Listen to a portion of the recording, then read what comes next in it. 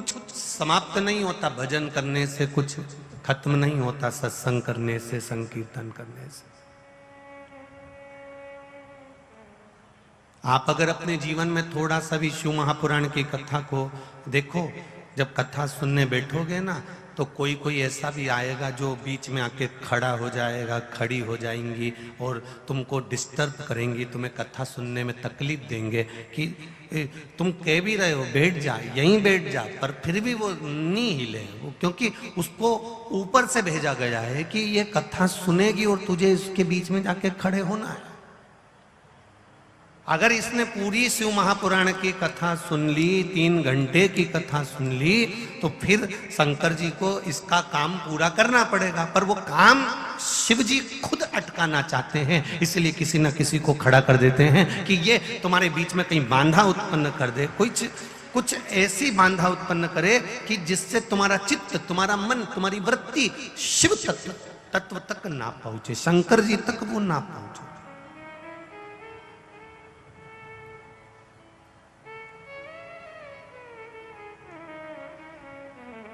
पर हमारे मन को, हमारे चित्त को, हमारी वृत्ति को, हमारे हृदय को हमें शिव तक लेकर जाना। हमारे हृदय को कोई कहे तुमसे, कई लोग कहते हैं कि संसार में अकेला आया हूं, अकेला जाना है। ना ना ना ना ना, मृत्यु लोक में जन्म लिए हो, कभी अकेले नहीं हो। माता के गर्भ में अगर तुम अकेले होते तो कब के मर गए होते, अंदर सड़ गए होते, अंदर कष्ट भोग रहे होते। पर माता के गर्भ में जब संतान आती है, माता के गर्भ में जब बच्चा आता है, तो उसके साथ वो अकेला नहीं होता, मेरा महादेव एक अंश के रूप में उसके साथ विराजमान होता है।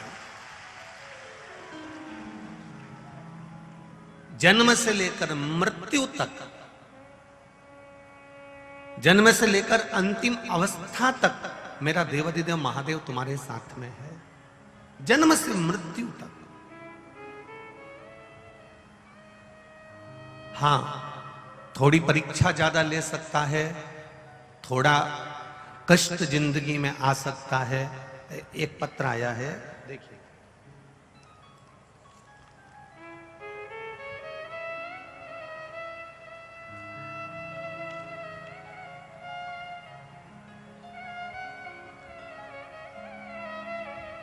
मेरा नाम सुबोध नागर है, मैं कस्बा दनकोर की रहने वाली हूँ, जिला गौतम बुद्ध नगर की निवासी हूँ। मेरी उम्र 50 साल की है। फ़ोन नंबर ये है। गुरुजी, मेरे भोले बाबा का क्या बखान करूँ मैं। मेरे बेटे का दिल्ली पुलिस में नंबर आया था।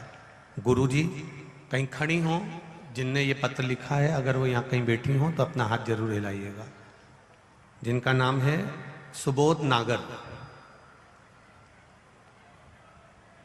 कस्बा दनकोर की रहने वाली है। कहीं बैठी हो तो हाथ हिलाइएगा। दिख गई क्या? अच्छा, इधर ही है, ठीक है, ऐसा हाथ हिला दूंगा। श्री शिवाय नमस्तुभ्यं। मैं बाबा का क्या वर्णन करूं गुरुजी। दिल्ली पुलिस में मेरे बेटे का नंबर आया था। गुरुजी, जब दौड़ की तारीख आई तो 2 दिन पहले उसके पैर में मोच आ गई और वह बहुत परेशान हो गया और दौड़ उसने नहीं करी। गुरुजी, हम सब भी बहुत परेशान हुए कि सारे पेपर में निकल गया पर दौड़ में रह गया। बेटा हार चुका था, उसको बहुत समझाया कि तू चिंता मत कर, तूने पशुपति व्रत करा है ना, मैंने पशुपति व्रत करा है ना। तो बेटा कहता है, मां पशुपति व्रत करा तो फिर भगवान ने मुझे दौड़ में क्यों नहीं निकाला, मुझे पास क्यों नहीं करा। कोई बात नहीं। सियोर वाला महाराज कहता है, हारना नहीं चाहिए, फिर मेहनत करना चाहिए। वापिस पशुपति व्रत कर, मैं भी करूंगी, तू भी कर। दोनों ने पशुपति व्रत करना फिर प्रारंभ करा। 5 पशुपति व्रत हुए। बेटे ने आकर कहा, मां दरोगा की नौकरी के लिए फॉर्म भरा रहा है। मैंने कह दिया भर दे। अपने पशुपति व्रत चल रहे थे, दरोगा की नौकरी के लिए फॉर्म भराया।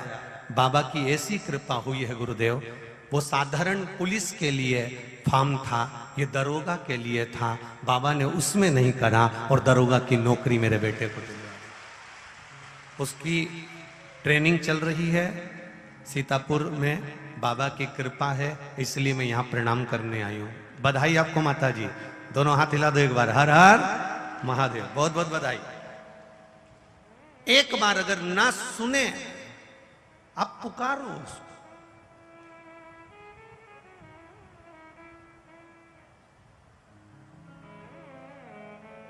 आप आए नहीं और सुबह हो गई, मेरी पूजा की थाली धरी की धरी रह गई। कोई कारण हो सकता है, आपने थोड़ा सा अच्छा सोच के रखा कि मेरा ये काम हो जाना था, मेरा ऐसा हो जाना था, मेरा ऐसा हो जाना था, और हो सकता है तुम्हारे सोचने से भी और अच्छा मेरे देवादिदेव महादेव ने तुम्हारे लिए सोच कर रखा, उससे अच्छा सोचा, उससे अच्छा विचारा। शिव महापुराण की कथा एक बात कहती है, देवादिदेव महादेव अपने भक्तों से कहते हैं कि अपने कर्म को करने में पीछे मत हटना। ये कभी मत सोचना कि ये छोटा है कि ये बड़ा है। एक बार अगर हिम्मत हार भी गए, दूसरी बार फिर तैयार होकर खड़े हो जाओ। दूसरी बार हार गए, तीसरी बार तैयार होकर खड़े हो जाओ। एक ना एक दिन परमात्मा आपको आपकी मंजिल तक पहुंचा ही देगा, ये निश्चित था। वो भेजेगा, मंजिल तक पहुंचा देगा। मैंने तेरे ही भरोसे बाबा, तेरे ही भरोसे हवा बिच उड़ती जावांगी बाबा, डोर तो छड़ना में कटी जावांगी। भोले मैं तेरी पतंग, शंभू मैं तेरी पतंग, हवा बिच उड़ती जावांगी बाबा, डोर तो छड़ना में कटी जावांगी। अब करो उससे प्रार्थना। क्यों रोज कथा सुने, क्यों रोज टीवी चालू करें, क्यों आस्था चैनल पर कथा सुने, क्यों हम फेसबुक यूट्यूब पर कथा सुने? इस हृदय में कहीं फिर वही वैसा ही भावना आ जाए, हमारे भीतर फिर काम की धूल, फिर लोभ की धूल, फिर आसक्ति की धूल, फिर वासना की धूल हमारे भीतर ना समा जाए। इसलिए शिव महापुराण की कथा सुनकर इस चित्त को, इस मन को, इस बुद्धि को, इस आनंद को हमें सदा बनाकर रखना प्रतिदिन।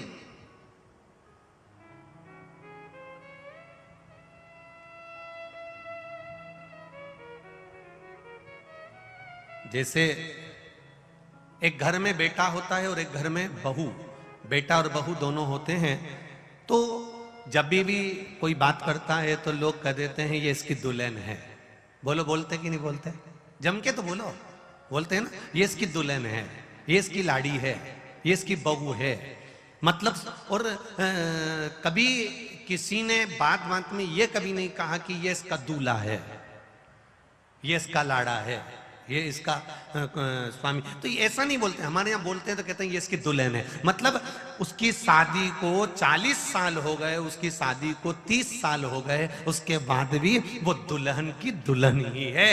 वो आज तक दुल्हन के पद से पीछे नहीं हटी है। उसी तरह जैसे एक बार शादी हो जाने के बाद ये उसकी दुल्हन जिंदगी भर के लिए बनी रहती है, उसी तरह एक बार शंकर की कथा सुनने के बाद आप भी महादेव के जिंदगी भर बने रहिए। ये सुख हमारे जीवन का होना चाहिए,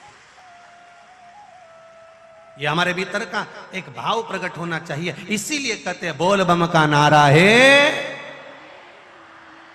बाबा एक सहारा है। आप जब जब परमात्मा के पास में जाएं, आप जब जब शिवालय तक जाएं, आप जब जब शंकर की चौखट तक जाएं, आप जब जब मंदिर तक जाएं, आप जब जब भगवान की कथा तक जाएं, तब आपके भीतर ये भाव प्रकट होना चाहिए कि मेरा बाबा एक मेरा सहारा बनकर चल रहा है, मेरा बाबा मेरा अपना बनकर चल रहा है। ये मुझे डूबने नहीं देगा, ये मुझे नष्ट होने नहीं देगा, ये मुझे बर्बाद होने नहीं देगा, ये मुझे थाम लेगा।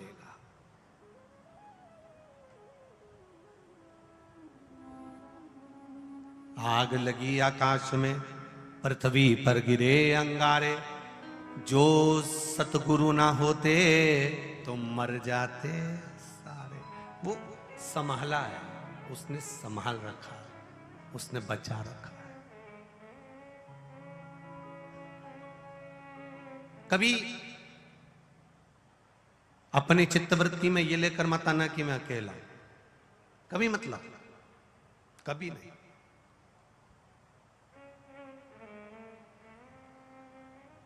एक बात का अनुभव करना कभी जिंदगी में, हम तो करते ही रहते हैं, आप भी अपने जीवन में एक अनुभव करिएगा।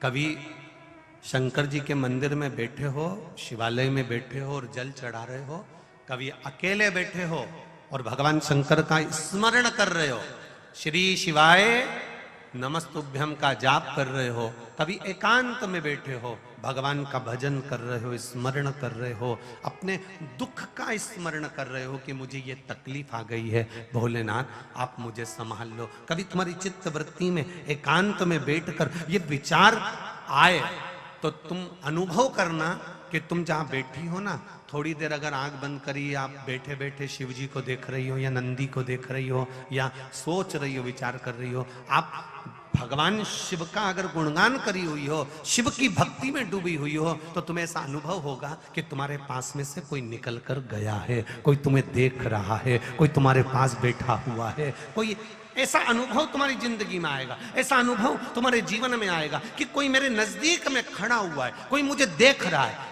देखते देखते एकदम तुम्हारा ध्यान जाएगा कि कोई मुझे यहां देख रहा है, कोई मुझे वहां से देख रहा है, कोई मुझे पुकार रहा है, कोई। कभी तुम एकांत में शिव भक्ति में लगे हो तो तुम्हें ऐसा अनुभव होने लगेगा कि कोई ने मुझे आवाज लगाई है, कोई मुझे पुकार रहा है। पलट कर देखोगे, जाने का प्रयास करोगे, उससे मिलने का प्रयास करोगे, अकेले बैठे हो, कौन है तुम्हारे साथ में? अब तुम यहां कह रहे हो कि मैं अकेला हूं, पर शिव महापुराण की कथा कहती है, मां के गर्भ में जब बच्चा आता है, उस गर्भ में जब बच्चे को प्राण उत्पन्न हो जाते हैं, तब देवाधिदेव महादेव को ये नियम है।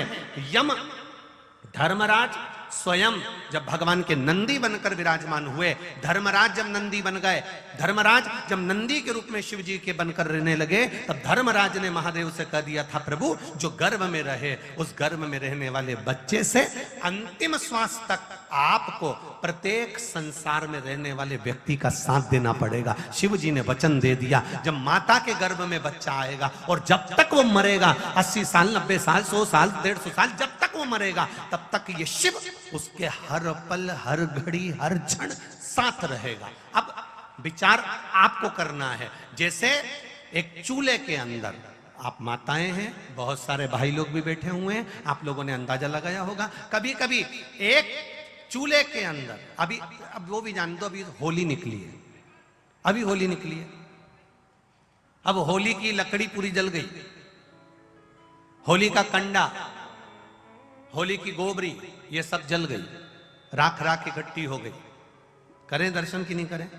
अब होली की राख राख पड़ी है, पर यदि 1 दिन हो गया, 1.5 दिन हो गया, 2 दिन हो गया, होली की राख राख पड़ी हुई है, और राख पड़ी थी और इतने में कहीं से जम के हवा का झोंका आ जाए, एकदम तेज हवा चल जाए, तो उसमें कहीं ना कहीं का एक अंगारा ऐसा रहता है जो धधक जाता है, जिसमें प्रकाश नजर आ जाता है। उसी तरह भगवान तो तुम्हारे साथ हर पल है, मेरा शिव तुम्हारे साथ हर घड़ी है, मेरा भोलेनाथ तुम्हारे साथ पल पल में कदम से कदम मिलाकर चल रहा है, तुम्हारी श्वासों के साथ मेरा महादेव चल रहा है। बस एक भक्ति का हवा का झोंका आना चाहिए तो मेरा महादेव प्रकट हो सकता है, उसको प्राप्त किया जा सकता है।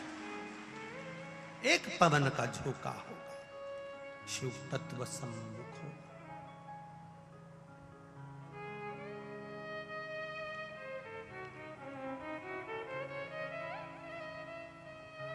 महाराज वो तैयार है, कहीं छुपा हुआ है, उस छुपे हुए मेरे देव अधिदेव महादेव को एक भक्ति के बल पर प्रकट किया जा सकता है। कई लोग बड़ा आश्चर्य करते हैं कि शिव महापुराण में ऐसा क्या है, कई लोग सीहोर वाले महाराज के लिए बोलेंगे भी, अपशब्द भी बोलेंगे, ताने भी देंगे। क्या होता है शिव पुराण सुनने से? बेलपत्री खाने से ऐसा हो जाता है क्या? शंकर को जल चढ़ाने से ऐसा हो जाता है क्या? ये इतने इतने पत्र रोज आते हैं, प्रतिदिन यहीं पड़े रहते हैं। आप उसमें अंदाजा लगाइएगा। एक पत्र देखिए,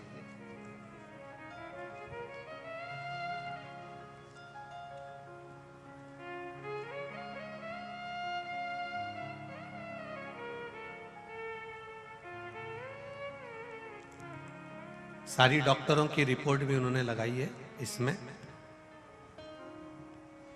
मेरा नाम राम किशोर है और मेरी पत्नी का नाम माया है और हम ग्वालियर के रहने वाले हैं। गुरुजी कहीं बैठे हो तो हाथ हिलाइएगा। कहीं बैठे हो? राम किशोर है, मेरी पत्नी का नाम माया है, हम ग्वालियर के रहने वाले हैं। कहीं बैठे हो तो हाथ हिलाइए। आप ही हैं? दोनों हाथ हिला दो ऐसा एक बार। मेरी पत्नी का नाम माया है, मैं ग्वालियर का रहने वाले हैं। गुरुजी मेरी पत्नी को आंचल में चेस्ट का कैंसर हो गया था। कैंसर की गठान हो गई थी। डॉक्टरों ने कहा ऑपरेशन करना पड़ेगा। हमने ऑपरेशन भी करवा लिया और कीमो की थेरेपी और रेडियोथेरेपी भी करवा ली। और इसी बीच हम सीहोर भी गए और वहां से रुद्राक्ष भी लाए। और फिर अचानक से मेरी पत्नी को पैरालिसिस का अटैक भी 2 बार आया और डॉक्टर ने सिर का MRI कराया। उसमें सिर में 2 गठानें और बताई और गुरुजी डॉक्टर ने जवाब दे दिया कि अब यह ठीक नहीं होगी। और इतनी ज्यादा हालत खराब हो गई कि बिस्तर से उठना भी मुमकिन नहीं हो गया। पर हमने विश्वास रखा था महादेव पर। हम भी कुबेरेश्वर धाम का रुद्राक्ष लेकर आए थे। हमने भी इलाज करवाया और डॉक्टर से कहा आप आपका काम करो। पर डॉक्टर ने कह दिया हमारी कोई जवाबदारी नहीं है, क्योंकि अब ये जिंदगी भर उठ नहीं पाएगी। अब इसका शरीर ऐसा कैसा ही रहेगा, क्योंकि सिर में 2 गांठ है और उसका ऑपरेशन होना भी मुश्किल है। डॉक्टर ने जवाब दे दिया था आपके रिश्तेदारों को बुला लो और इनको एक बार मिलवा दो। गुरुदेव 2/11/2023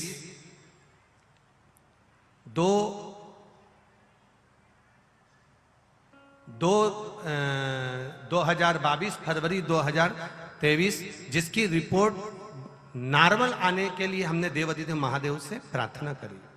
गुरुदेव CT स्कैन कराया, डॉक्टर ने साफ मना कर दिया, हमारे रिश्तेदारों को मिलने का बोल दिया कि इनको एक बार मिला दो।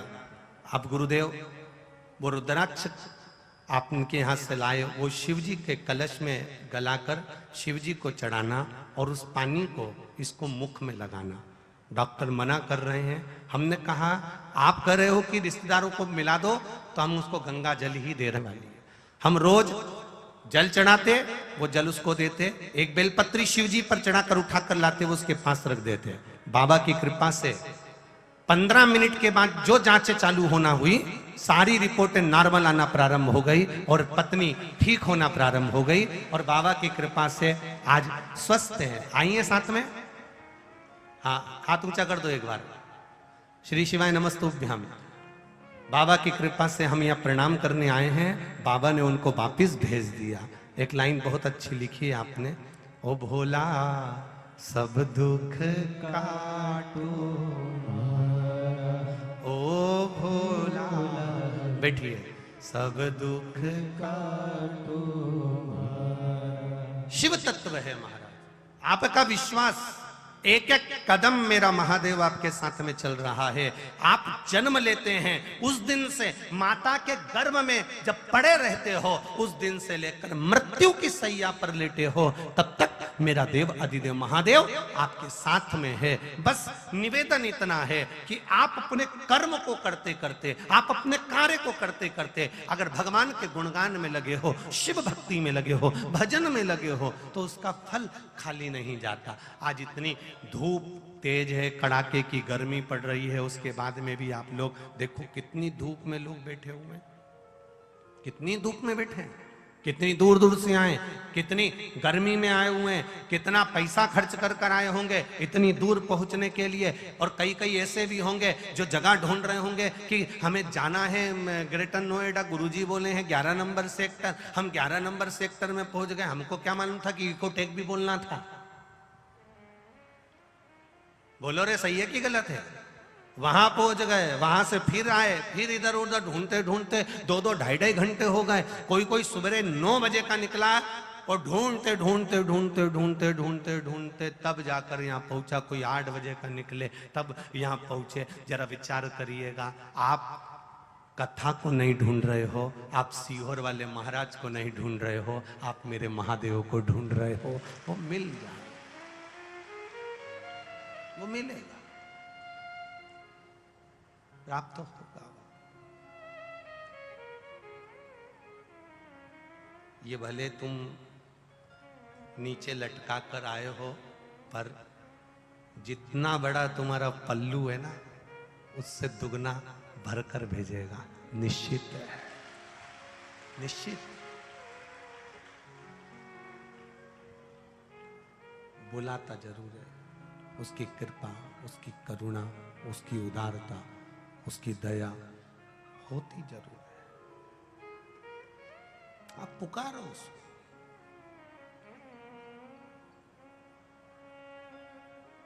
आप दिल से उसको जब पुकारोगे, दिल से आप उसको कहोगे, वो सम्मुख आएगा, पहुंचेगा। बस दिखावा नहीं करना। यदि हमने दिखावे से अगर परमात्मा को पाने का प्रयास करा तो वो परमात्मा कभी नहीं मिला।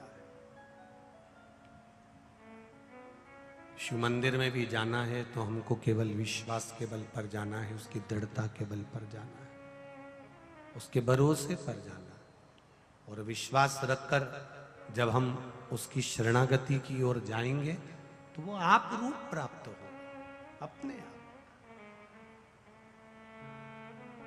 पत्थर में चिंगारी है, उसको प्रकट करना आना चाहिए। लकड़ी में भी आग है, उसको प्रकट करना आना चाहिए। सर्वस्व परमात्मा है, उसको देखने की दृष्टि तुम्हें चाहिए।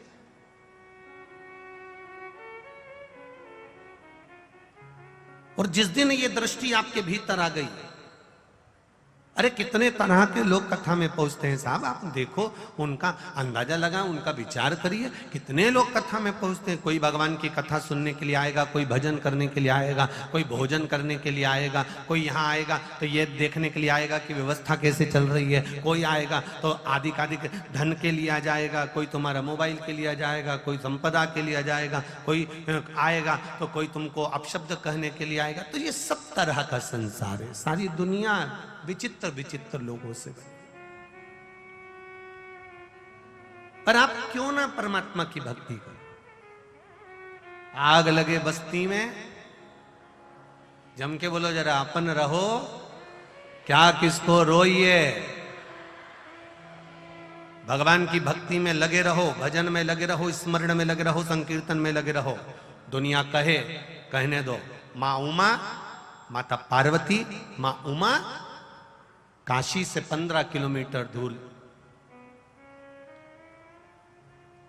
बैठी शिव की भक्ति में। शूलटंकेश्वर महादेव का स्मरण किया। बाबा आके खड़े हुए, मांगो तुम्हें क्या चाहिए।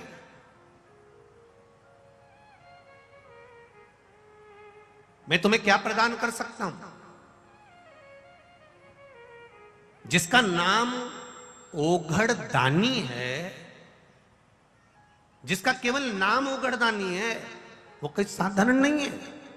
ओघड़ दानी का मतलब होता है कि उसके दरवाजे से कोई खाली ना गया।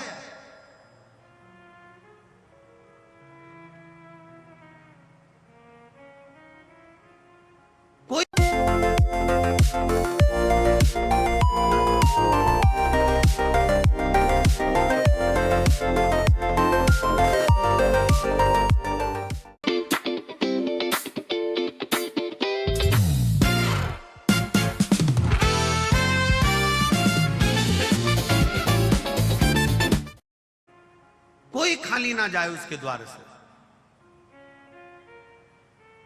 इतना देने वाला, इतना देने वाला कि वृक्ष के ऊपर एक शिकारी बैठा हुआ है और वो शिकारी पांव से उसके बेलपत्री की पत्तियां टूटकर नीचे शिवालय पर जाकर गिर रही थी। एक एक बूंद पानी जब पी रहा था होठों से टपक कर नीचे जा रहा था और शिवालय पर गिर रहा था। जरा विचार करिए, पैर से टूटी हुई बेलपत्री, पेड़ से पांव से टूटी हुई पत्ते नीचे जमीन पर जाकर गिर रहे हैं, जल के छाजल से जल नीचे गिर रहा है और मेरा ओघड़दानी प्रकट हो जाता है और आशीर्वाद दे देता है। जरा विचार करिए, ऐसा संसार में कोई देव हो तो जरूर बताना जिसके ऊपर कुछ चढ़ भी गया तो उसको क्रोध नहीं है, कोई क्रोध नहीं, कोई क्रोध नहीं। अब ये तो शिव जी थे, ये तो ओघड़दानी मेरे भोलेनाथ मेरे शंकर जी थे। अब आपकी बारी आ जाए तो आप क्या करोगे? जरा सी कोई ने तुमको झूठी प्लेट हाथ में दे दी, झूठी प्लेट तुम्हारे हाथ में आ गई, उतनी देर में तुम्हें क्रोध आ गया।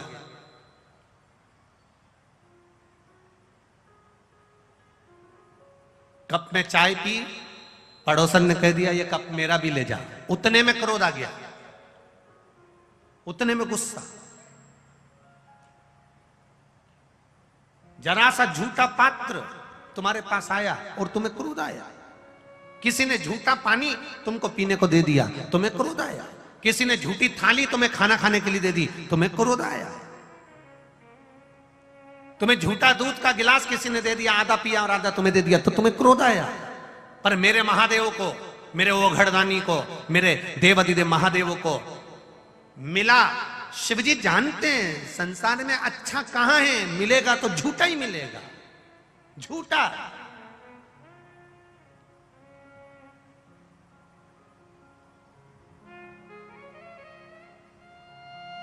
तेरी पूजा को जल ले आई, उसे मछली भी झूठा। तेरी पूजा में दूध ले आई, उसे बछड़ा भी झूठा कराई। तेरी पूजा में फूल ले आई, उसे भंवरा भी झूठा कराई। तेरी पूजा में शक्कर, मिश्री, पेड़ा, लड्डू ले आई, झूठा कैसे चढ़ाऊं, तुझे कैसे रिझाऊं महादेव, भोले कैसे करूं तेरी सेवा, कैसे करूं।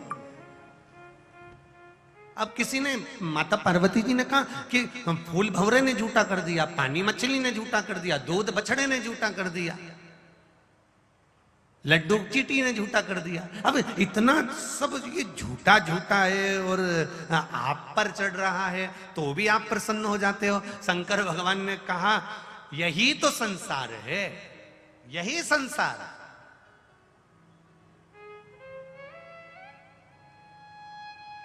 दूध झूठा हो सकता है, जल झूठा हो सकता है, फूल झूठा हो सकता है, शक्कर झूठी हो सकती है, लड्डू झूठा हो सकता है। मेरे महादेव माता उमा से कहते हैं पर व्यक्ति का प्रेम महादेव के प्रति झूठा नहीं हो सकता।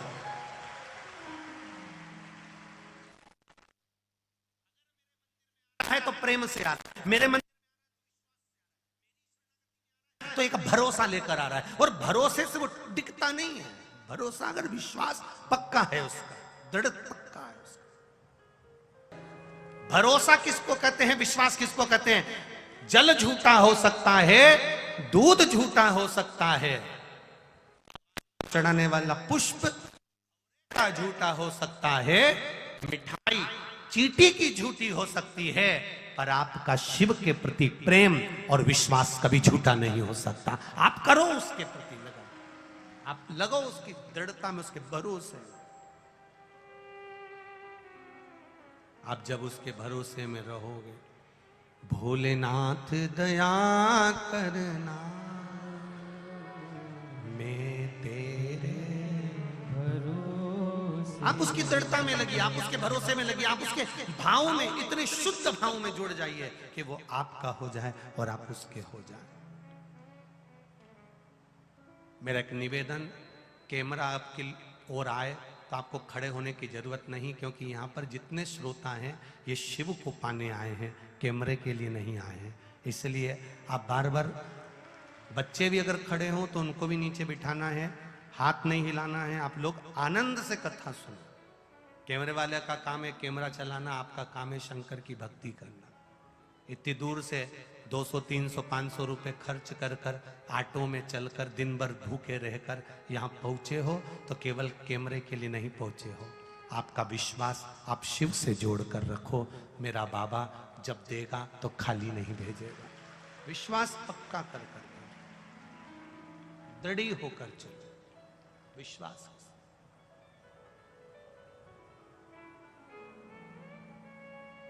हम भी इतनी दूर से, सीहोर से अगर नोएडा तक आए हैं तो ये केवल आप लोगों के बीच में अगर पहुंचे हैं तो कुछ शंकर भगवान की कृपा होगी, करुणा होगी कि वो कुछ अच्छा चाहता होगा आप लोगों के लिए, इसलिए उसने पकड़ कर बुला लिया, इसलिए उसने बुलाया है।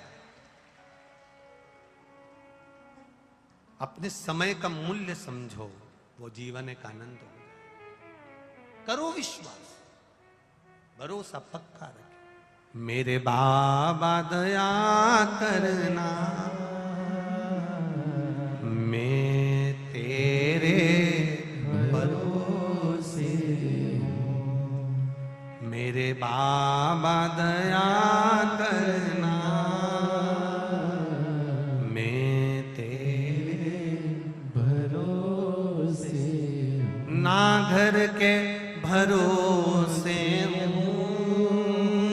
ना परिवार के भरोसे हूँ, ना घर के भरोसे हूँ, ना परिवार के भरोसे हूँ। मेरे बाबा दया करना मैं तेरे भरोसे। मेरे बाबा दया करना मैं तेरे भरोसे। उमा शिव जी से कह रही हैं आप आए, आपके आने का मुझे बहुत खुशी है। बस इतनी करुणा कर दो, कृपा कर दो कि संसार के लोगों की झोली, संसार के लोगों की जिंदगी में कभी दुख ना आए, कभी कष्ट ना आए, उनकी झोलियां खुशियों से भर दो। कोई आपसे पूछे नवनिधि का मतलब क्या होता है? मतलब जीवन में किसी संपदा की कमी ना आना, आपकी जिंदगी जीवन भर खुशियों से भरी रहना, ये नवनिधि है। नौ निधियां अलग अलग है।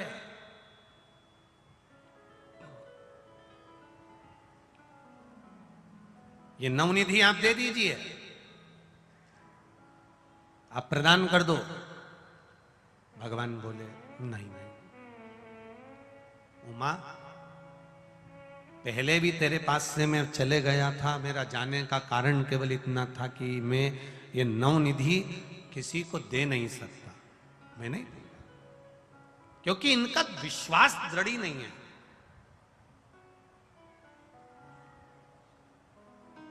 एक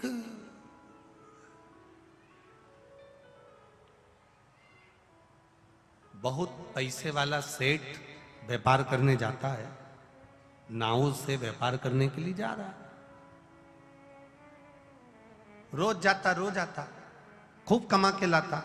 उसके दोस्तों ने कहा भाई तो नाव में बैठकर जाता है, तेरी नाव पुरानी हो गई है, और पुरानी नाव कभी भी हवा का झोंका चला, तूफान आया, तेरी नाव डूब जाएगी। तू एक काम कर ले, अपने गांव में, गांव के पास में एक पानी में तैरना सिखाता है, उससे तू तैरना सीख जा। उसने कहा मैं तैरना नहीं सीखना चाहता, कितने दिन लगेंगे? उसने कहा, वो कह रहा था 3 दिन के अंदर सेठ जी को मैं तैरना सिखा दूंगा, 3 दिन लगेंगे बस और तैरना सिखा दूंगा। अब 3 दिन, सेठ जी ने कहा 3 दिन में अगर तैरना सीखूंगा तो व्यापार कैसे कम नहीं रह जाएगा? व्यापार करने जाऊंगा तो करोड़ों का धन कमा के लाऊंगा, लाखों का धन कमा के लाऊंगा, और तू कह रहा है कि 3 दिन सीखने में लगा दूं? मैं सीखना विकना नहीं है। तो मैंने उस तैरने वाले व्यक्ति से पूछा, मान लो अगर कोई तैरना नहीं सीखे, मेरा दोस्त अगर तैरना नहीं सीखे तो क्या करना चाहिए? उसने कहा, तुम्हारे दोस्त को कह देना 2 खाली पीपे ऊपर से बिल्डिंग कराकर उसका छेद बंद कर खाली पीपे को नाव में रख ले, तो कभी अगर तूफान आएगा तो वो खाली पीपे पकड़कर पानी में अगर कूद भी गया तो उसको भले तैरना नहीं आता तो भी वो बच जाएगा, मरेगा नहीं। रख ले खाली पीपे 2। अब मित्रों ने सेठ जी से कहा, एक काम करो, तुम इतना कमाने में लगे हो, तुम्हें तैरना सीखना नहीं है, तैरने के लिए तुम्हारे पास टाइम नहीं है सीखने के लिए, तो तुम 2 खाली पीपे रख लो। उसने कहा, इतना कह रहे हो तो 2 खाली पीपे मेरी नाव में रख लेता हूं। उसने नाव में 2 खाली पीपे रख लिए। अब नाव के अंदर 2 खाली पीपे रखे, चले, 1 आध महीना निकला। 1 महीना निकलने के बाद अपने गांव आ रहा था, इतने में तूफान चल गया, और जो नदी में, तालाब में, सरोवर में, समुद्र में तूफान चला, तूफान चलते ही नाव डोलने लगी। जितने लोग नाव चलाने वाले थे वो कूद कूद कर भागने लगे, क्योंकि उनको तैरना आता था। इसको तैरना नहीं आता था। इसने एक व्यक्ति से पूछा, नाव चलाने वाले से, मेरे पीपे कहाँ हैं? उसने कहा, तुम्हारे सिर के पास में रखे हैं। उसने उठा, सब कूद गए, तैर कर पार निकल गए, नाव डूबने लगी। इसने विचार करा, करूं तो करूं क्या, मुझे तैरना नहीं आता, पर पीपे पकड़कर उतरना है, बस खाली पीपे उठाना था। उसी के पास में 2 पीपे भरे हुए सोने की मुद्राओं से रखे हुए थे, जिसको वो कमा कर ला रहा था। उसके मन में आया, अगर खाली पीपे लेकर कूदा तो क्या मतलब का, भरे हुए पीपे मेरे सोने से भरे हुए, मुद्राओं से भरे हुए हैं, इनको कैसे छोड़ दूं, कैसे छोड़ूं इन्हें, कैसे छोड़ूं? मुद्रा से भरे हुए ये पीपे, सोने की मुद्राओं से भरे हुए ये पीपे, मैं इनको छोड़ूं कैसे? खाली पीपे उसने छोड़ दिए नाव के अंदर, और भरे पीपे लेकर कूद गया। आखिरी में जाकर डूब गया, मर गया, समाप्त हो गया। ये सेठ की कथा नहीं, ये अपनी कथा है। हम भी भरे पीपे संभालने में लगे हुए हैं। ये जमीन मेरी, ये जायदाद मेरी, ये संपदा मेरी, ये प्रॉपर्टी मेरी, ये गाड़ी मेरी, ये बंगला मेरा, ये घर मेरा, परिवार मेरा। हम केवल भरे हुए पीपों को संभालने में लगे हुए हैं, पर 2 पीपे, राम नाम के 2 अक्षर, कृष्ण नाम के 2.5 अक्षर, पंचाक्षर मंत्र शिव का, 1 नाम भगवान का, यदि 2 पीपे खाली अर्थात 2 अक्षर का नाम हम अपने पास रख लेते तो शायद भवसागर से पार उतर गए होते, पर नहीं उतर। हमने प्रॉपर्टी जोड़ी, हमने धन बनाया, हमने गाड़ी बनाई, हमने बंगला बनाया, हमने संपदा बनाई, हमने सत्ता बनाई। 25 लाख की गाड़ी में घूमने वाला भी एक दिन 25 रुपए के लोटे में भराकर हरिद्वार पहुंच जाता है। मात्र 25 रुपए का लोटा होता है, जिसके अंदर उसकी अस्थियों को भर दिया जाता है और हरिद्वार ले जाते हैं। पिंडदान करा, ब्राह्मण को भोजन कराया, और पिंडदान करके लोग पिंड छुड़ा लेते हैं। फिर कोई संबंध नहीं, फिर कोई नाता नहीं, कोई रिश्ता नहीं। कितनी प्रॉपर्टी, कितना धन, कितना वैभव, कितनी सत्ता, कितनी दौलत। एक जरा सा व्यक्ति को रोग आता है और उसका पूरा जीवन निचोड़ जाता है। भगवान से कहता है, जब बीमार पड़ा तो डॉक्टर कहता है मॉर्निंग वॉक करो, घूमने जाओ, थोड़ा कम खाओ। अभी नहीं, पत्नी कहती थी, परिवार वाले कहते थे कि देखो थोड़ा सावधानी से रहो, थोड़ा सावधानी से रहो। नहीं, मेरी प्रॉपर्टी, मेरी जायदाद, मेरी संपदा, मेरी सत्ता, मेरा वैभव, मेरी गाड़ी, मेरा बंगला, मेरी दौलत, मेरी सत्ता, बस उसमें रमा रहा। और एक दिन मौका आया, नाव डूबने का, क्योंकि यह पुरानी नाव कभी भी डूब सकती है। जब मौका आया डूबने का तब भरी, बस अब लग रहा है मेरा बंगला कौन संभालेगा, गाड़ी कौन संभालेगा, मेरे बाद में कौन संभालेगा, उसी में समाता रहा, उसी में रमता रहा और आखिरी में डूब गई नैया, मर गया, समाप्त हो गया। शिव महापुराण की कथा ये संसार सागर में तैरना सिखाती है, 7 दिन के अंदर पार होना बता देती है कि हमें पार कैसे होना, हमें पार कैसे होना, हम कैसे तैरेंगे, हम कैसे भवसागर से पार उतरेंगे। केवल करोड़पति भी अगर कमाता है तो 2 रोटी खाता है, गरीब भी कमाता है तो 2 रोटी खाता है, पर चैन की नींद किसको आती है? डनलप के गद्दे पर सो रहे हो, रात की नींद गायब है। लोग कहते हैं कि बहुत पैसा आ गया, बहुत दौलत आ गई, बहुत बड़े हो गए, तो तुम सोचते हो कि तुम्हें नींद अच्छी आ रही है। ध्यान रखना, जब तक आप 11 वर्ष के अंदर रहते हो ना, तब तक नींद लेते हो, और 11 वर्ष से जैसे जैसे आपकी उम्र बढ़ती जाती है आप नींद नहीं लेते हो, सोते हो। क्या करते हो? जम के बोलो जरा। सोते हो। नींद और सोने में अंतर है। जब बच्चा सोता है ना, उसको सोना नहीं कहते, वो नींद में रहता है, अलमस्त, कभी मुंह चलाता रहता है, कभी बिटनी हाथ के अंगूठे को पीता रहता है, पांव पटकता रहता है, एक करमट से हाथ रखकर सोता रहेगा। ये बच्चा जब तक छोटा है तब तक वो नींद ले रहा है। जब तक तुम छोटे हो, परमात्मा की कथा में जब तक तुम बैठे हो, समझ लेना कि तुम नींद ले रहे हो, और संसार में जब पड़े हो तो समझ लेना कि केवल सो रहे हो, नींद नहीं आ रही।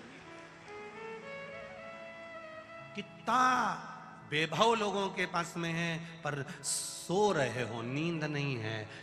डनलप का गद्दा है, एसी का रूम है, इतना वीआईपी गद्दा, इतना वीआईपी गद्दा, इतना जोरदार गद्दा, चादर भी इतनी जोरदार, रजाई भी एकदम मलमल की। उसके बाद भी सवेरे उठते से बोली हमारी कमर बहुत दुख रही है।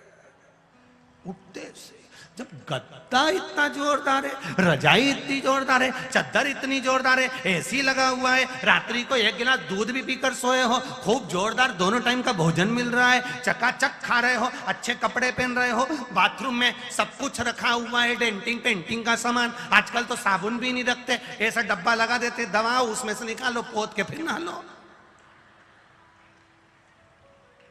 विचार करो जरा, कितना विचित्र है। कितना वीआईपी बना दिया कि साबुन भी मलने की जरूरत नहीं, क्योंकि साबुन उठाने में भी तुमको कष्ट नहीं होना चाहिए। तो आजकल कौन सा एक वो ऐसा आ गया, दीवार पे टंगा रहता है और उसकी बटन यूं दबाओ, निकालो और पूरे शरीर पे पोत पुता के और नहा लो। क्या बोलते हैं उसको? हाँ, जो भी बोलते हो तुम समझ जाओ, बस नोएडा वाले, खत्म काम है। तुम्हें समझ में आ गया नहीं तो अपने को सब बात समझ में आ गया हो, बतना लो। कितना वीआईपी। और बच्चा कुचा, पहले के समय में नेपकिन टांगते थे कि हाथ पोंछ लेंगे, आज के जमाने में उसकी भी मशीन आ गई, बस हाथ धो के यूज कर दो, ने सूखी गया। अब इतना वीआईपी, इतना वीआईपी, इतना वीआईपी, इतना वीआईपी, घड़ी भी कंपनी की, चादर कंपनी की, कपड़े कंपनी के, मरोगे तब कफन कौन सी कंपनी का होगा ये तुमको भी नहीं मालूम है। कौन सी कंपनी का पहनोगे किसको मालूम है। लिख कर जाना, बांस कंपनी का लाना। 4 बांस, 40 कंडे, 4 कंधे तो कोई भी दे देगा। और जिंदगी भर हम यही सोचते रहे हमारा कौन साथ देगा, कौन साथ देगा, कौन साथ देगा। कोरोना महामारी ने सबको दिखा दिया, जो अपने थे वो भी दूर हट गए थे। कोई नहीं जाता है, कौन पहुंचता है, कोई नहीं। अंत समय प्रभु आना पड़ेगा, वचन दी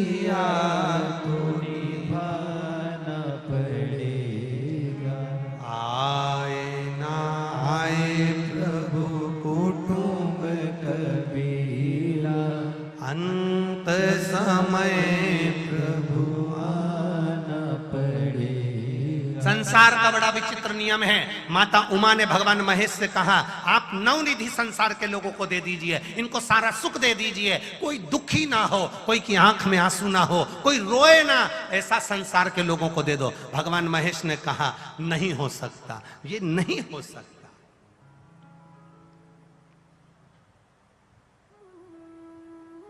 ये नहीं होगा।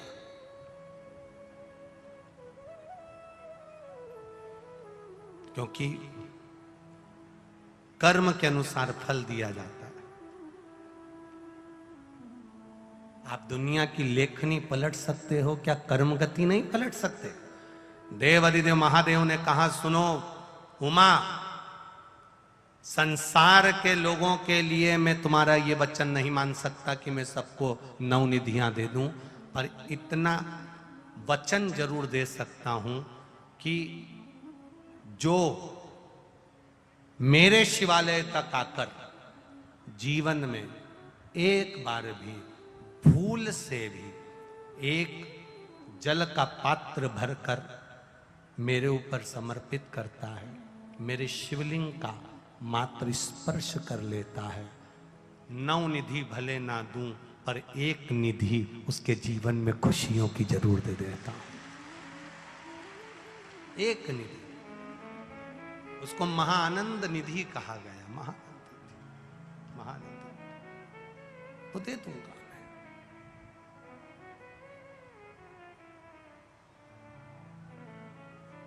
आप उसके मंदिर तक गए हो, उसके देवालय तक गए हो,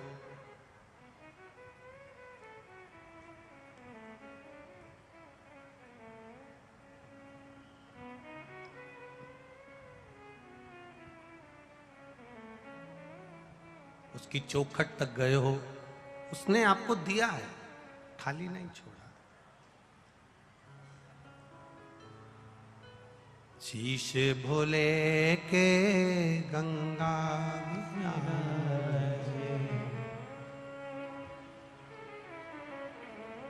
महाराज शिव भक्ति भोले को, भोले बाबा को मना कर देख सारे दुख मिट जाए। आप भक्ति में जब रमे, भजन में जब रमे, संकीर्तन में जब रमे, कीर्तन में जब रमे, शिव की भक्ति की ओर जब रमते हैं तो शिव एक निधि आपको दे देते हैं, एक निधि, और वो आनंद की निधि मेरा देवाधिदेव महादेव आपको दे देता है।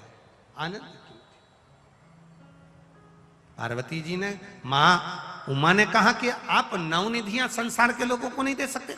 शिव जी कहते हैं देने को तैयार हूं, बस विश्वास दृढ़ हो, भरोसा पक्का हो,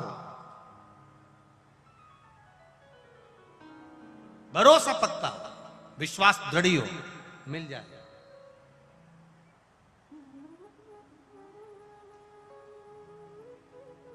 डमरू देखा है? डमरू, अरे बोलो, जम के बोलो जरा, देखा है? उसको ऐसे पकड़कर ऐसे ऐसे बजा देते हैं, देखा हो आपने? वो बजाया भैया ने, ठीक है। अब वो डमरू जो बजता है ना, उसमें जब माता सरस्वती को बहुत अभिमान आ गया था, माता सरस्वती को बहुत अहंकार आ गया था, माता सरस्वती के भीतर अभिमत्ता जब आ गई थी, अभिमान जब आ गया था, बहुत अहम, कि मैं संसार में स्वर देने वाली, मैं संसार में विद्या देने वाली, तब देव अधिदेव महादेव ने आकर माता सरस्वती को भी स्वर प्रदान करा था।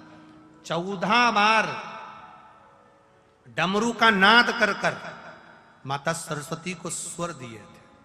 जब 14 बार डमरू भगवान देव अधिदेव महादेव ने बजाया था, तो उसमें से हमारे वेदों के, हमारे शास्त्रों के श्लोकों के अक्षर प्रकट हुए थे।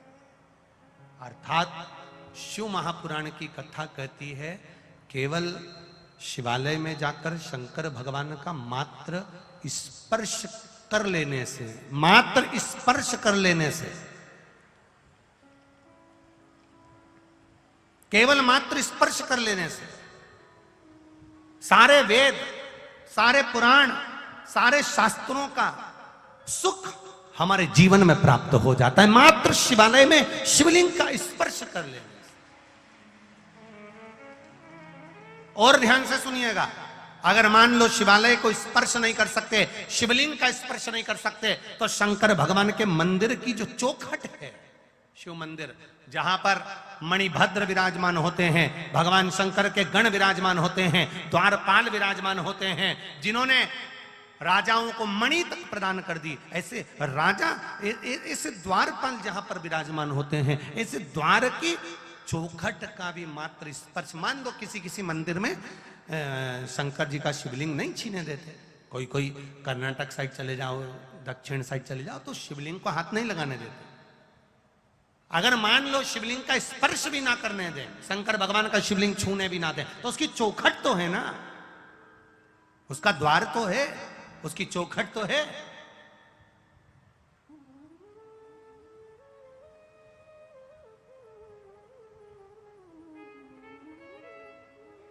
केवल चौखट का स्पर्श, चौखट का मात्र स्पर्श कर लेने पर भी शिवलिंग के स्पर्श का फल प्राप्त हो जाता, केवल चौखट का स्पर्श कर लेने पर।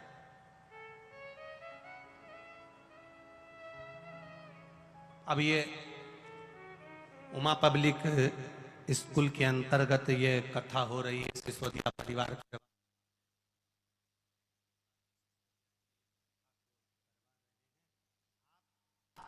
कोई सोचे कि हम पंडाल के अंदर ही जाकर बैठे, हम टेंट के अंदर ही जाकर बैठे, शिव पुराण कर रही है, नहीं हो जगह, नहीं है जगह। आप जहां बैठे हो, कहीं छांव मिल जाए, कहीं दरवाजे के बाहर, कहीं चौखट पर, जहां बैठे हो वहां की भूमि को भी अगर आप केवल छूकर, मस्तक से लगाकर, जब तक 7 दिन शिव पुराण चले तब तक इस धरा का मात्र स्पर्श कर कर मस्तक पर भी लगा लिया, तो समझ लो कि कैलाश पर्वत की रज तुम्हारे पास में है, कैलाश पर्वत की रज तुम्हारे पास है।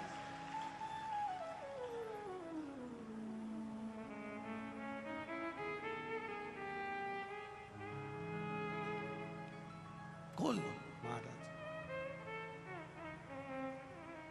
माता उमा भगवान महेश से जब प्रार्थना करी, भगवान महेश ने एक वर दे दिया कि जो शिवालय तक आ रहा है, जो शिव गुण गा रहा है, जो शंकर की भक्ति में लगा है, जो राम की भक्ति में लगा है, जो कृष्ण की भक्ति में लगा है, जो भगवत भजन में लगा है, जो किसी न किसी रूप में सत्कर्म में लगा है, भगवान कहते हैं उनको एक निधि, आनंद निधि में प्रदान कर देता हूं, उनके पास में वो निधि की कमी नहीं।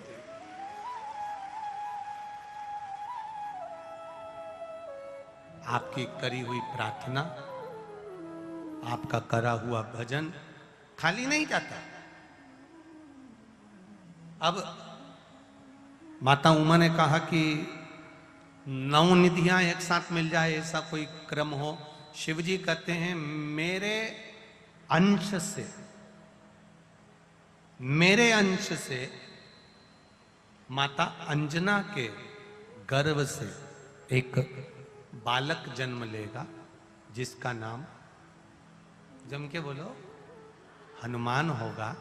वो बालक जो हनुमान होगा,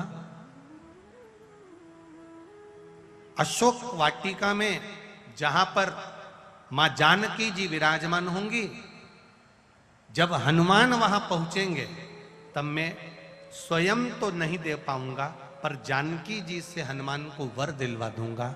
तो हनुमान 9 निधियां, 8 सिद्धियां भजन करने वाले को तुरंत प्रदान करना प्रारंभ कर दे।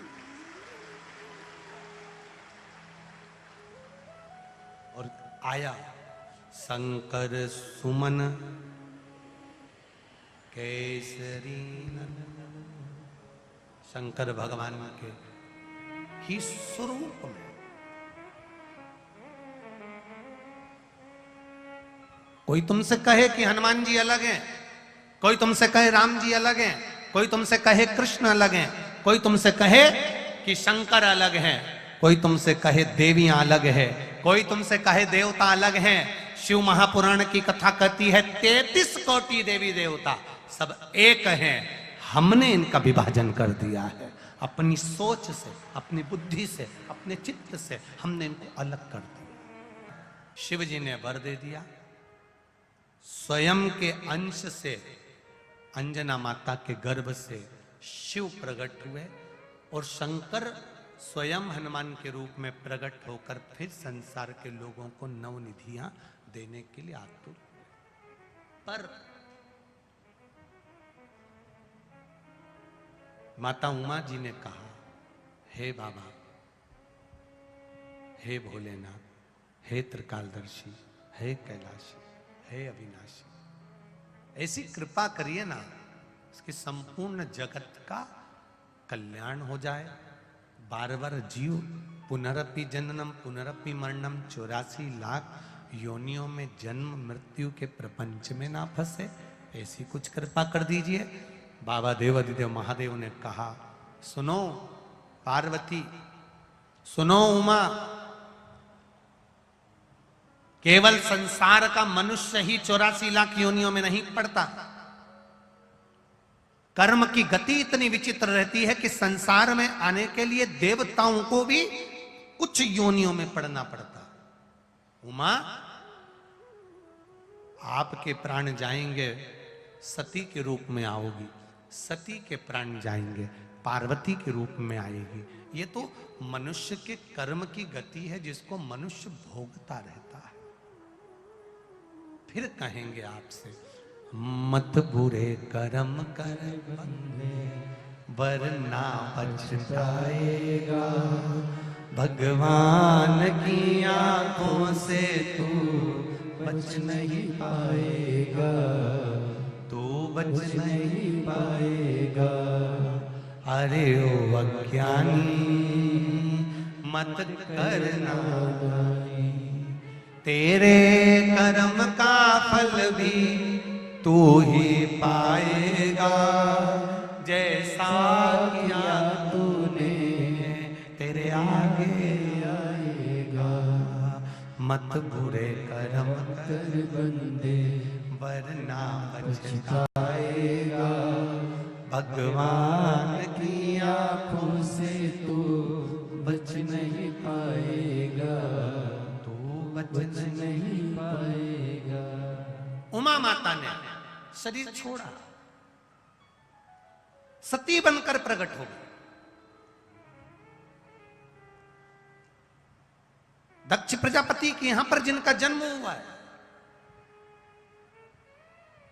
और जो दक्ष प्रजापति जिनके घर में 60 कन्याओं का जन्म लेने के बाद भी दक्ष प्रजापति ने मां जगतजननी जगदम्बा अंबा दुर्गा भवानी माता से मांगा, तो निवेदन कर कर मांगा कि मेरे घर में एक बेटी का जन्म और हो जाए।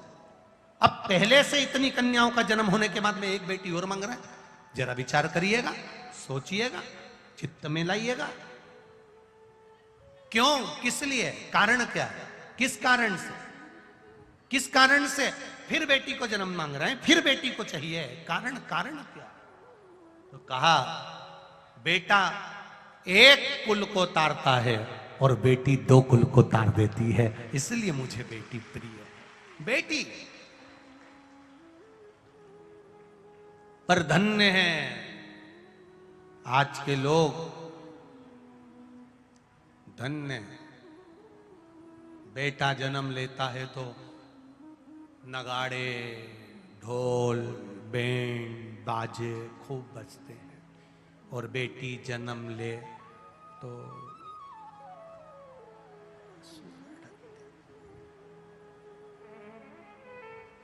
एक बात कहें, एक बात शायद लोगों को बुरी भी लग जाए, पर लग जाए तो वो तो जिंदगी हो गई लगते लगते, अब कहा करे उसको।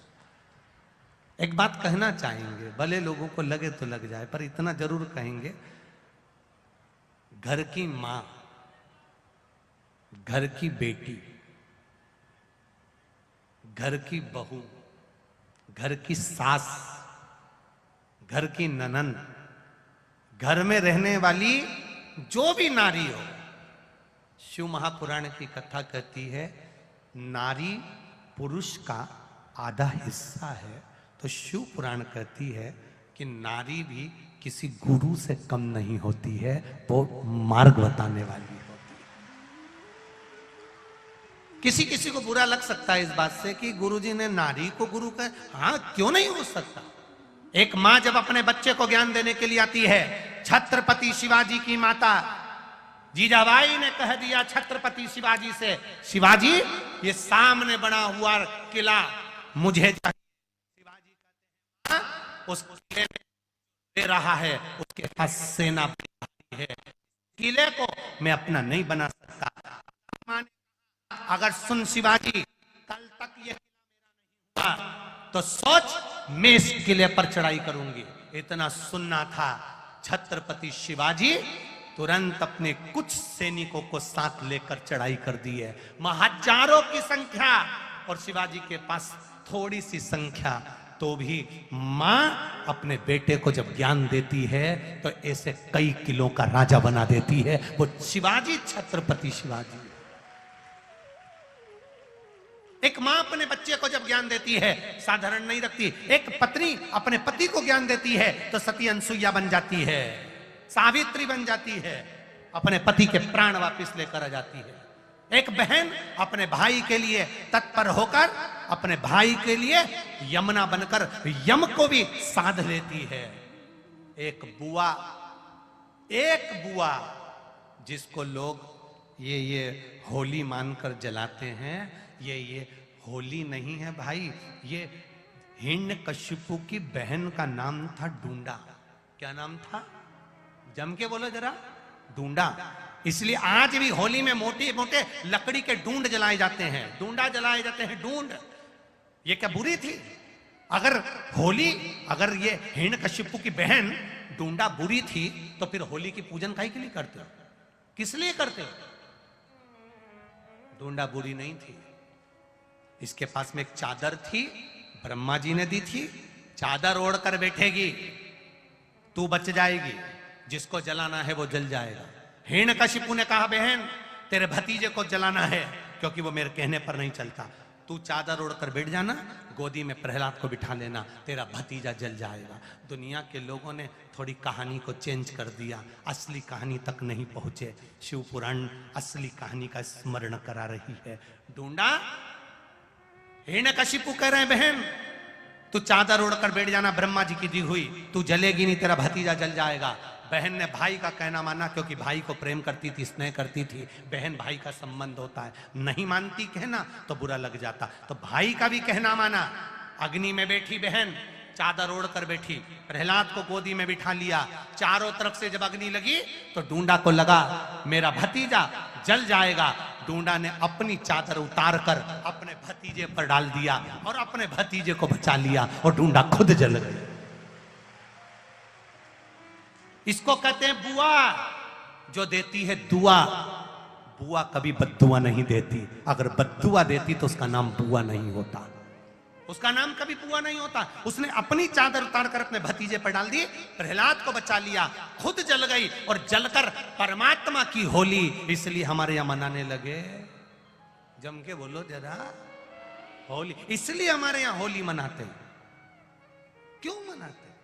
कभी पूछा तुमने कि ये शाम को ये होली की पूजन क्यों होती है? कभी गांव के लोगों से पूछा तो कहेंगे शाम को पूजन इसलिए होती है होली की। तो शाम को जो पूजन होती है वो डूंडा की होती है, और सवेरे जो पूजन होती है जहां अग्नि जलती है, पानी डालते हैं, पूजन करते हैं, वो कोई साधारण नहीं, वो प्रहलाद की होती है। एक बुआ और भतीजे का ये संबंध है, होली का त्यौहार, जिसको लोगों ने कह दिया कि बुआ ने अपने भतीजे को जला दिया। अरे सही से कथा तो पढ़ो, उसमें चित्त वृत्ति में बैठेगा। एक बहन भाई के संबंध को निभाती है, एक माँ पुत्र के संबंध को निभाती है। एक सास बहू का जो संबंध है उसको लोग नहीं समझ पाते। एक बेटी और पिता का संबंध क्या है उसको लोग समझ नहीं पाते। कई लोग कहेंगे गुरुजी ने नारी को गुरु कह दिया, क्यों नहीं कहेंगे? स्त्री भी गुरु है। एक पति पत्नी का झगड़ा हो गया, झगड़ा ऐसा हुआ कि पति पत्नी ने बोलना बंद कर दिया। पति ने बोलना बंद, ऑफिस चले गया, बात नहीं करे। अब ऑफिस से फोन आया कि रात्रि को 3 बजे एयरपोर्ट पे साहब आ रहे हैं, तुम्हें लेने जाना है। अब पति ने विचार करा, पत्नी से बोलचाल बंद है, जगाएगा कौन, यही सुबह जल्दी जगती थी, मेरे को जगा देती थी। इसने एक पर्ची ली और पर्ची पे लिख दिया कि मुझे 3 बजे रात को जगा देना, और पत्नी के सिराने रख दी। पत्नी के सिराने रख दी, बोलचाल बंद था, दोनों नहीं बोल रहे थे। सवेरे उठा पति 7:30 बजे,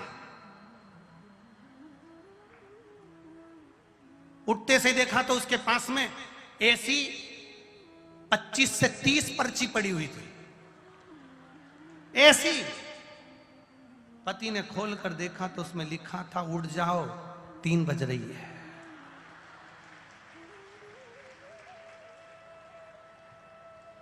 तुम भी नहीं बोले, हम भी नहीं बोले, तुमने भी पर्ची रख दी तो हमने भी रख दी। जैसा तुम्हारा गाना वैसा हमारा बजाना, मत बोल। तुरंत पति उठा, 7:30 बजे जो पर्ची का ढेर लगा था, चिल्ला के बोला, तू जगा नहीं सकती थी? पत्नी बोले, तो तुम रात को बोल नहीं सकते थे? तुम बोलते, नहीं जगाती तो बात दूसरी थी।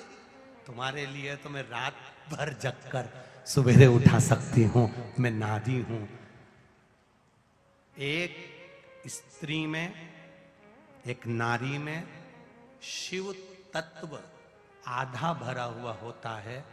जितना बल नारी में, धैर्य नारी में, विश्वास नारी में, भरोसा नारी में जितना होता है, उतना पुरुष में भी नहीं हो पाता महाराज।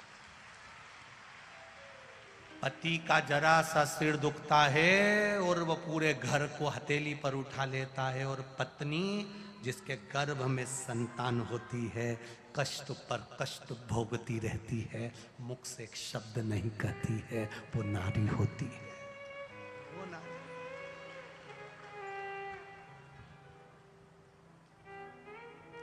60 कन्याएं जन्म लेने के बाद मां अंबे से कह रहे हैं, दक्ष प्रजापति मेरे घर में एक बेटी का जन्म हो जाए, मेरे घर में एक लड़की और हो जाए। तुम्हारे घर में लड़की का जन्म हो, बेटी का जन्म हो। मां अंबे ने कह दिया कि तुम्हारे घर में बेटी जन्म लेगी, मैं कहां से बेटी ला कर दूं, मैं खुद तुम्हारे घर में जन्म ले लूंगी। और मां अंबा स्वयं मां अंबा सती के रूप में जन्म ले ली, प्रसूति के गर्भ से। माता प्रसूति के गर्भ से सती का जन्म हुआ। माता प्रसूति ने अपने बच्चों को इतना संस्कार दिया, इतना संस्कार दिया, इतना संस्कार दिया कि आज भी हॉस्पिटल में जहां बच्चा जन्म लेता है, वहां दक्ष प्रजापति की धर्मपत्नी प्रसूति का नाम दरवाजे पर लिखा होता है। प्रसूति कक्ष, जहां बच्चा जन्म लेता है वहां लिख देते हैं ये प्रसूति कक्ष है। प्रसूति कक्ष का मतलब है ये जहां दक्ष प्रजापति की पत्नी ने अपने बच्चों को जन्म दिया था, संस्कार दिए थे। इस कक्ष में जन्म लेने वाला बच्चा संस्कारित होगा, इसलिए नाम इसका प्रसूति कक्ष होगा। वहां बच्चे जन्म लेते। 2 संस्कार, अपने बच्चों को संस्कार देने का प्रयास करिएगा। और संस्कार ऐसे नहीं जिसमें बच्चे डोल जाएं। आपने क्या दिया अपने बच्चों को? एक निवेदन इस व्यासपीठ से, इस नोएडा की पावन धरा पर, ग्रेटर नोएडा की पावन धरा पर कह रहा हूं। जितने लोग आस्था पर कथा सुन रहे हैं, जितने फेसबुक यूट्यूब पर सुन रहे हैं, उनसे भी निवेदन करना चाहूंगा, बच्चों को प्रॉपर्टी दो ना दो, बच्चों को जमीन जायजा दो ना दो, बच्चों को दौलत दो ना दो, पर अपने बच्चों को शिव मंदिर जाने के लिए प्रेरणा जरूर दो। क्यों? एक दिन जब आप चले जाएंगे और सारी दुनिया के लोग आपके बच्चे पर हावी होंगे, उसके ऊपर हावी होकर उसका धन, प्रॉपर्टी, सत्ता सब लेने का विचार करेंगे, तब कोई नहीं आएगा। तब वो एक लोटा चढ़ाया हुआ जल महादेव तुम्हारे सामने आएगा। अपने बच्चों को अपने जीते जी मंदिर जाना सिखा दो, शंकर की चौखट पर जाना सिखा दो, शिवालय जाना सिखा दो, शंकर के द्वार पर जाना सिखा दो, एक लोटा जल चढ़ाना सिखा दो। क्यों? क्योंकि जब बच्चा अकेला रहे, जब उसके जीवन में दुख तकलीफ कष्ट आए, उस समय पर कोई नहीं होगा, तब मेरा महादेव उसके सामने खड़ा होगा, और महादेव होगा तो फिर दुख कुछ नहीं है, फिर कष्ट कुछ नहीं। ये ब्रज में नंद बाबा का जो जन्म हुआ, इन नंद बाबा का पुराना चरित्र उठाकर देखोगे तो कौन थे ये? कौन थे ये नंद बाबा? इनका पुराना चरित्र जरा उठाकर देखिए, स्कंद पुराण से निकालिए, शिव पुराण से निकालिए। उज्जैनी अवंतिकापुरी में एक बेधव्य नारी रह रही है, उसका छोटा सा बच्चा है, विधवा है वो, उसका बच्चा छोटा सा है। राजा चंद्रसेन शिव आराधना का स्मरण कर रहे हैं, उसकी भक्ति को उस बालक ने देख लिया, शिव भक्ति में डूब गया। ऐसा डूबा कि जैसे राजा शिवलिंग बनाता था, इसने भी शिवलिंग बनाया, इसने भी पूजन करी, इसने भी आराधना करी। एक दिन माता को क्रोध आ गया कि बेटा मैंने आवाज लगाई तू आया नहीं, रोने लगी, इधर तेरा पिता नहीं है, मैं अकेली विधवा हूं, कौन मेरा साथ देगा? मेरा बेटा भी अगर भजन में लग गया, भक्ति में लग गया तो कौन देगा? मां ने शंकर जी को उठाकर फेंक दिया, शिवलिंग टूट गया। शिवलिंग टूटा, बच्चा बिलक कर रोने लगा, जमीन पर सो गया, पड़ गया, रो रहा है, मेरा महादेव, मेरा महादेव, मेरा महादेव, बार बार रोया। तब मेरा काल अधिपति महाकाल वहां पर प्रकट हुआ, तब मेरा महाकाल राजा वहां प्रकट हुआ, और मेरे काल अधिपति महादेव ने दर्शन दिया, और दर्शन बालक साधारण नहीं होगा, इसने मेरी भक्ति करी है, इसलिए मैं इस कृष्ण की, वो कृष्ण इसी में खेलेगा। ये नंद बाबा बनकर प्रकट। ये तत्व को जानिएगा कि शंकर क्या नहीं दे सकते, शिव क्या नहीं प्रदान कर सकते। छोटे छोटे बच्चों को हाथ पकड़कर मंदिर तक लेकर जाओ, छोटे छोटे बच्चों को, तुम इतना बड़ा हाथ में पानी का लोटा लेकर जा रहे हो, बच्चों को इतना सा दिला दो, छोटा सा लोटा। जब बच्चे को दिलाओगे, छोटा सा बच्चा छोटा सा लोटा पकड़कर पानी का लेकर जाएगा, आधा बहुत पानी तो ढोलता ढोलता ढोलता ढोलता ठुमक ठुमक चलता चलता मंदिर में पहुंचेगा, इतना सा पानी उसके लोटे में होगा, और वो दिल से तुम्हें चढ़ाते हुए देखेगा तो वो भी महादेव को चढ़ाएगा तो आदि प्रार्थना तो तुम्हारी महादेव वैसे ही सुन लेगा, क्योंकि बच्चा बोल रहा है। सिखाओ छोटे छोटे बच्चों को, स्कूल जाने से पहले महादेव के मंदिर जा, शिवालय जा, शंकर के द्वार जा, उसकी चौखट तक चले गया तो कभी खाली नहीं जा सकता, उसके द्वार तक जाइए।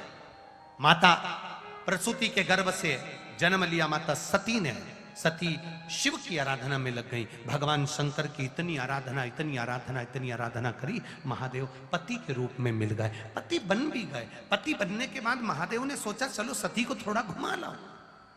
शादी के बाद पति पत्नी को कहीं घुमाने ले जाता है, महादेव सती मैया को कुंभज ऋषि के यहां ले गए, अगस्त ऋषि के यहां।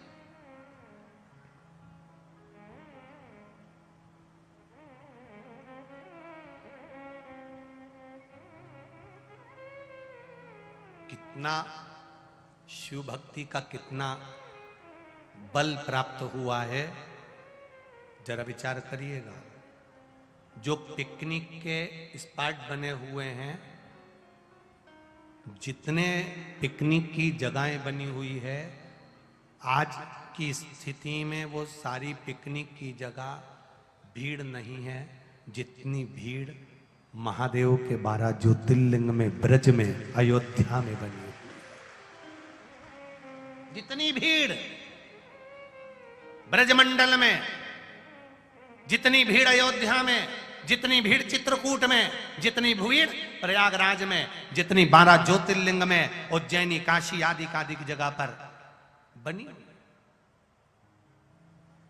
पहले शादी के बाद में लोग घूमने के लिए गोवा ने ना जाने कौन सी बोलते हैं, ये तुम्हारे इधर बहुत सारे बने हुए रहे, इधर दिल्ली के आसपास में। हाँ तुम समझ जाओ बस, बाकी की तो हो जाएगा, ठीक है। तो तो ऐसे सब दूर जाते थे। पर आज अगर विवाह होता है तो विवाह होने के बाद पहली फरमाइश पत्नी भी कर देती है, वृंदावन चलें क्या, अयोध्या चलें क्या, उज्जैनी चलें क्या, काशी चलें क्या। ये भीतर से भाव जागृत होता है, भीतर से भाव। इस पूरे पंडाल में तुम देख लो, 90 साल की, 80 साल की, 85 साल की तो थोड़ी होगी, 60 से नीचे वाली ढेर सारी बेटी मिल जाएंगी, ढेर। और जरूरी है, बहुत जरूरी है। बहुत बुजुर्ग हो गए 90 साल के, 80 साल के, और तुम सोचो कि तुम सुधर जाओ, तो तुम भले मत सुधरो। तुम्हारे घर की बहुओं को, बेटियों को सत्संग कथा में जाना चाहिए, उनकी पीढ़ी को सुधारना है। आने वाली जो पीढ़ी है वो सुधरे।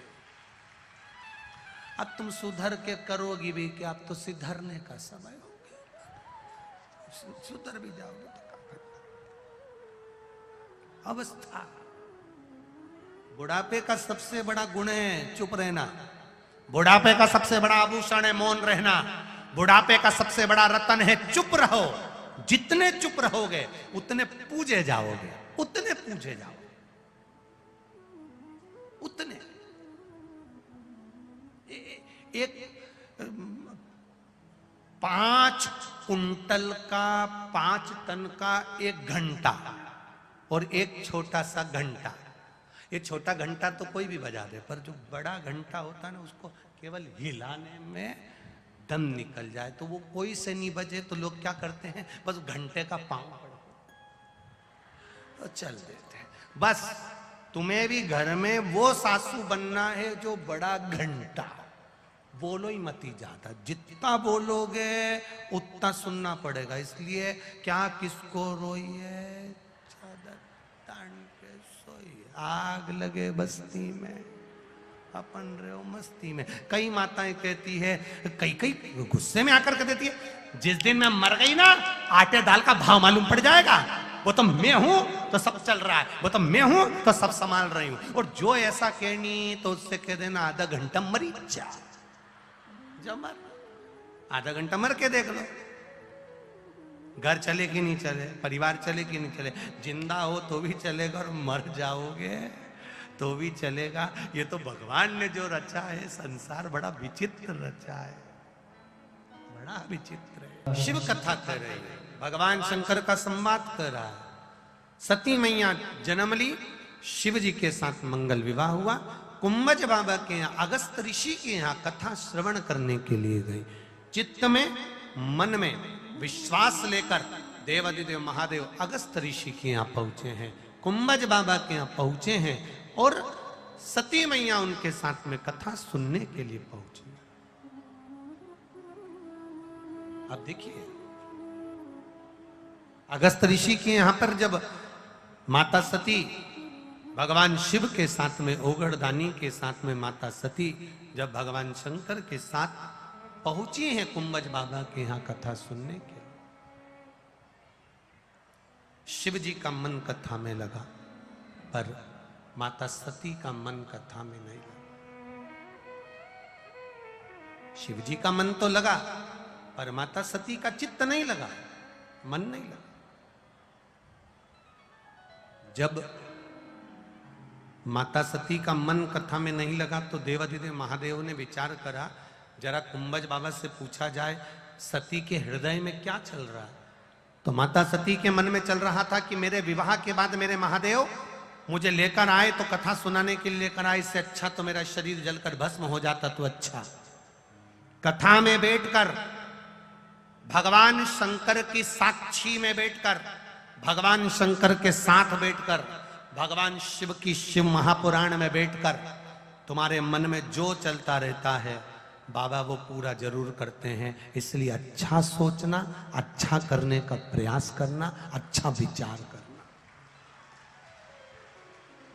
जितना अच्छा सोचोगे, जितना अच्छा विचार करोगे, जितना अच्छा सोचोगे, बाबा उतना अच्छा करेगा। एक पत्र आया है,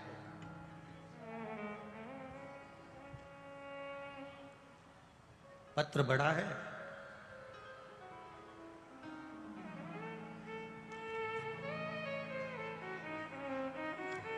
भोले की बेटी गाजियाबाद से।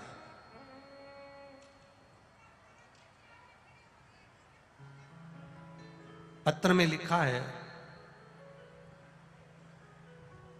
एक लाइन बड़ी सुंदर लिखी है, एक लोटे जल का महत्व अगर बताऊं तो मेरी पूरी जिंदगी निकल जाएगी केवल बताने के लिए कि बाबा ने क्या क्या दे दिया है।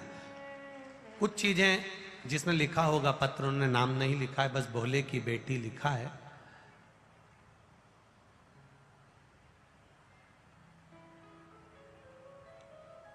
गुरुजी, मेरी मम्मी को सांस की बीमारी थी, डॉक्टर ने एएमएस के बोल दिया था, पर बाबा के एक छोटा सा पीपल के पत्ते का प्रयोग कर कर श्वास की बीमारी ठीक हुई है। सीहोर के रुद्राक्ष का क्या वर्णन करूं। गुरुजी, मम्मी को 2022 में दीपावली के पास सोराइसिस जैसी बीमारी हो गई थी। कम से कम 60 से 70 हजार तक की दवाई खा ली थी मम्मी ने, पर कोई असर नहीं था। डॉक्टर ने 1 साल का इलाज बताया, फिर कहा यह बीमारी रहती ही है, जाती नहीं। मेरे मम्मी को बोला सीहोर चलते हैं, रुद्राक्ष नहीं वहां से लेकर आते हैं। कोई बात नहीं, मैं विश्वास से मेरे महादेव सब सही कर देंगे। गुरुजी, हम रुद्राक्ष लेकर आए, जल के पात्र में गलाते, सुबह शिव जी को चढ़ा देते, उसका पानी लाकर मम्मी को देते, मम्मी पीती और शरीर में लगाती। बाबा, डॉक्टर कह रहे थे ये ठीक नहीं होता। गुरुजी, ये शिव की कृपा है, मेरे बाबा ने मेरी मम्मी को पूर्ण तरह से ठीक कर दिया है। ये शिव तत्व है, यो घड़ी जो पत्र में आपने लिखा। गुरुदेव, मेरे पापा यूपी पुलिस में ही कार्यरत हैं। वो कभी इस चीज को मानते नहीं थे, पर जब मेरी मम्मी की तबीयत ठीक हुई तो मेरे पिताजी भी शिव जी को 1 लोटा जल चढ़ाने लगे। ये शिव तत्व है हमारा। तेरी कृपा बिना न हिले एक भी अणु, लेते हैं श्वास तेरी कृपा से तनु। बखान क्या करूं मैं राखों के ढेर का, चपटी भभूत में है खजाना कुबेर का। शिव तत्व को जो जाना था, सती मैया ने भूलवश मांग लिया कि मैं जलकर भस्म हो जाऊं तो अच्छा। सती मैया अपने पिता के घर पर गई और जलकर भस्म हो गई। महादेव ने मांगा था राम जी का दर्शन, तो उनको राम का दर्शन हुआ।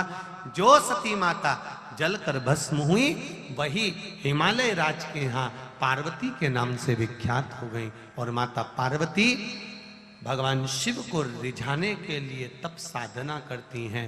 भगवान शंकर और माता पार्वती का मंगल विवाह हो रहा है। जोरदार ताली बजाकर स्वागत करें, शिव पार्वती आ रहे हैं। भगवान शंकर और पार्वती मैया पधार रहे हैं। माँ जगत जननी पार्वती जी भगवान शंकर के गले में जयमाला पहना रही हैं। भाव और आनंद के साथ माता पार्वती जी शिव जी के गले में जयमाला दे रही हैं। जोरदार ताली बजाकर स्वागत करें। हर हर महादेव। अब भगवान शंकर माता पार्वती के गले में जयमाला दे रहे हैं। जोरदार ताली बजाकर स्वागत करें। हर हर महादेव।